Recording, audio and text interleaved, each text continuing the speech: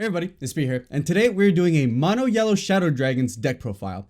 But before we get started, do you actually want to see me play this deck? Well, today, if you catch this video on release day, I'm doing this week's 3-mana circuit tournament live on Twitch. Link will be down in the description below at 7 Eastern, which is 4 Pacific, I think.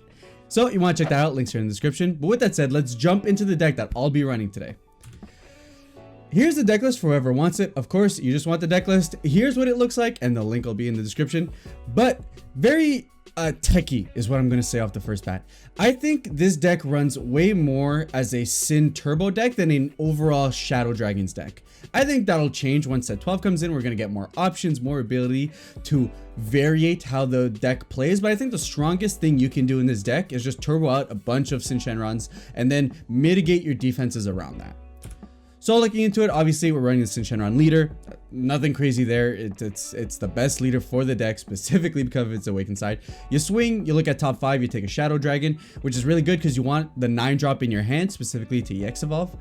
And then at the end of your turn, you get to choose one Shadow Dragon and restand it. That's great because it means you can apply pressure with your one Syn Shenron early while still being able to have it as a blocker afterwards. And then on the awakened side, everything just gets bumped up first. Now your search draw becomes just a straight draw, which is actually kind of nice because there's a lot of cards that you actually want to see in your hand, and unfortunately the search draw like shuffles them back into your deck, like Mechacabra, let's say.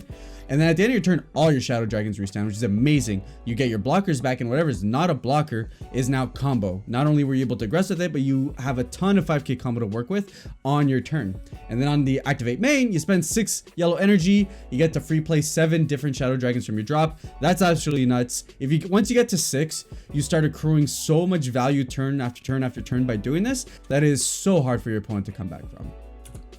Like I was saying, the deck is basically a Syn Turbo deck. I think the best thing the deck does is put out Syn Shenron on turn 2 and then keep mitigating your advantage by just preventing them from making plays. Or if they can make plays, then you're going to be able to draw from them if you remove your opponent's cards, or you're just going to be able to clear his board every time he attacks with your revenge. It's absolutely massive.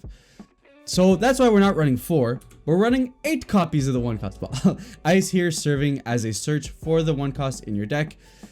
At the end of the day, I think, look, we're just trying to do this thing. Ice is kind of neat in that he's a counterplay that rests a battle card if it comes in. That's cute. It has that extra utility in the late game if you need it. However, realistically, we're just trying to make sure that we can get off Syn as early as possible. So the real reason you run this card is because it's essentially an extra 4 copies of 1-star ball, but it does have extra utility.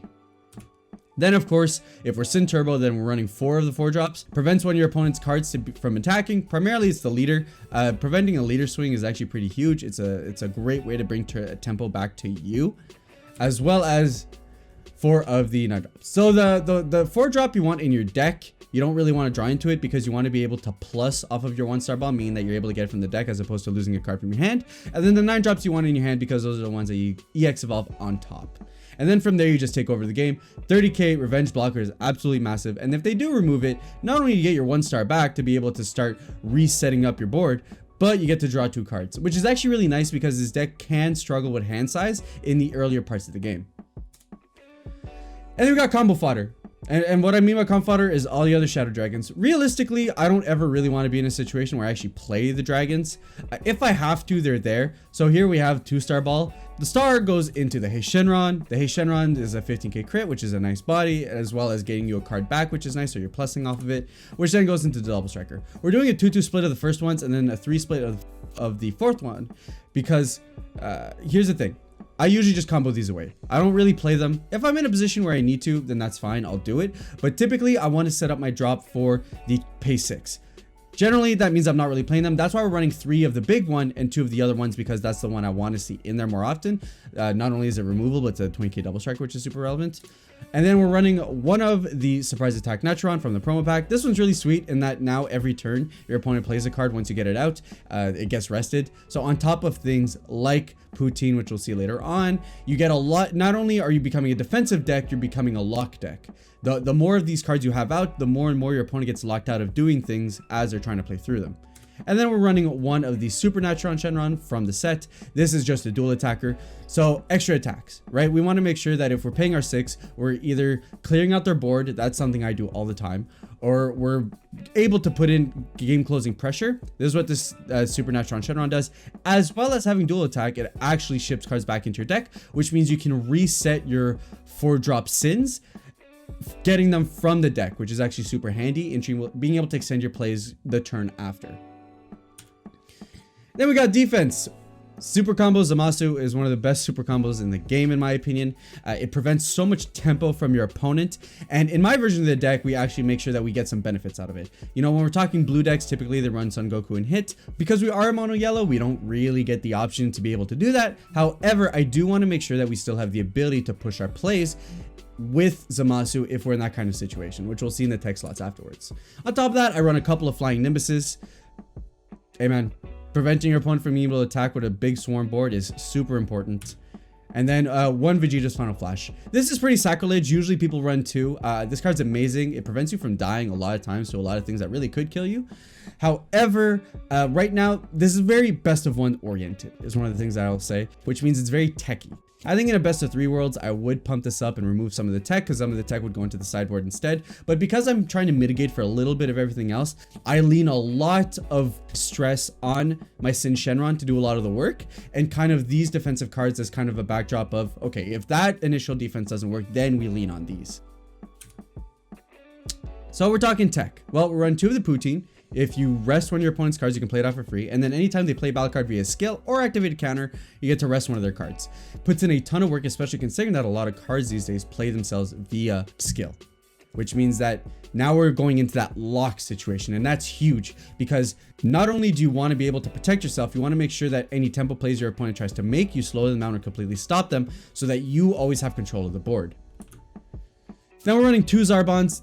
Like I said, this is one of those things where if my deck wasn't so techy, I'd probably run 3, maybe 4. It's amazing. It restands your Syn Shenrons, which means you can get double usage out of a massive 30k revenge blocker. It's an amazing card. That's all I really have to say. Late game, this card is amazing. When your opponent thinks they have you, well, it turns out you get a second usage out of your blocker and they don't have you at all. Now we're running 2 Great Apes. Honestly, some games you just have to be the proactive deck. So you know what? If you have to be the proactive deck, here's a proactive option. On top of the fact that you can use it defensively. And now I comboed away from a leader swing and then I rested one of my opponent's battle cards. It's very relevant in that sense. And I drew a card. And then it procs off our ability to do things like, oh, well, first off, we're running a couple of Great Apes. Like I said, the deck struggles with hand size. So having these to pitch away and then being able to draw later is super handy. And it mitigates a little against hand destruction. And then like I was saying, it's another rest for us to be able to play our couple of Bergamos. I think the deck runs so many ways to rest cards that having just a 2 of, you know what, if it's not the matchup for it, you just charge them, it's fine. But you can straight up time walk your opponent like this, where you're resting their energy and they just don't have any more plays, which is absolutely massive defensively. Offensively, it allows you to be able to close out games that you typically wouldn't be able to. I love Bergamo in any kind of deck that allows you to be able to rest as many things as it does, because you're essentially getting his proc for free, and then you just have the energy for it. You know, the thing is that Syn Shenron is a tap out deck turns like 2 to 3. Like essentially, because you're setting up your Syn Shenron and you're setting up to make sure you have your defenses up, your first earlier turns you're not doing this. But late game, this has so much utility that I just really warrant having them. Like I said, the tech spot is 2 of a lot of things, and that's just because I'm trying to catch all in the best of 1 formats.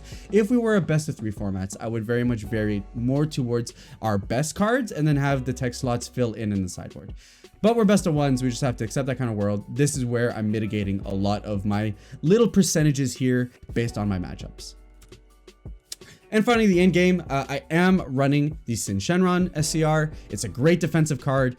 A lot of decks just can't beat it. So while yes, it would be nice to have something like Celzino on board, this deck plays Celzino very easily. 1, I just don't have it right now. I can't find a Celzino around me, so I can't play with, you know, cards I don't have. 2, it's amazingly defensive. It comes out for free, and essentially once you establish him on board, some decks straight up lose. So you know what, that's fine. If my SCR doesn't close out the game, but he puts me in a position where our opponent can't win, and then I can just close out the game through sheer advantage, then all the better for me. However, we do have a real closer in the form of Fu Shrouded. If you're in a position where you flooded your board a bunch of times and now you really just need to close out game, Fu does the job immensely great. And filling up your drop is not an issue for this deck because we combo a ton, because we're constantly filling it with our effects. Our drop will almost always be in a position where if this is the play we need to do to close out the game, then we just go ahead and do it.